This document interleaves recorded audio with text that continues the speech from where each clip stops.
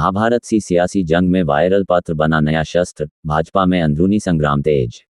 जब सत्ता, स्वार्थ और सत्य आमने सामने होते हैं, तब इतिहास खुद को दोहराने लगता है।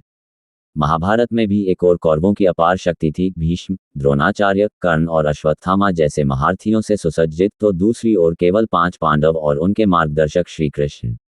संख्या और सामर्थ्य के बावजूद अंततः विजय सत्य की ही हुई।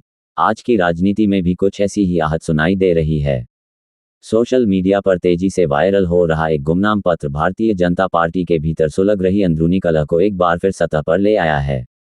पत्र में किसी का नाम नहीं लिया गया, लेकिन संकेत इतने स्पष्ट हैं कि शाखा वाले बड़े भाई साहब की ओर इशारा माना जा रहा है। इस पत्र में आरोपों की परतें एक एक कर खुलती हैं। वर्ष 1977 में विधायक बनने के बाद कथित रूप से वन भूमि पर प्लॉटिंग, भूमि दलालों का नेटवर्क खड़ा करना, प्रभाव के बल पर नामांतरण और बाद में जमीनों को डिनोटिफाई करवाने जैसे गंभीर आरोप लगाए गए हैं। जयपुर और उदयपुर में एक ही कोटे से कई मकान लेने, चुनावी चंदे के शेष धन को जमीन खरीद में लगाने और हर चुनाव के बाद नई संपत्तियां जोड़ने के उल्लेख भी विस्तार से किए गए हैं। इतना ही नहीं, लॉकडाउन जैसे संकट काल में भी कथित रूप से सरकारी गोपनीय जानकारी का लाभ उठाकर जमीन की रजिस्ट्री कराने तथा डीएलसी दरों में हेरफेर कर राजस्व हानि पहुंचाने जैसे आरोप भी सामने आए हैं। मूनवास, झाड़ोल, धरियावद और जयपुर तक फैली जमीनों का जिक्र इस पूरे प्रकरण को और गंभीर बनाता है। खास बात यह है कि कुछ समय पहले उदयपुर शहर, उदयपुर फाइल के शब्द बाणों से गूंज उठा था।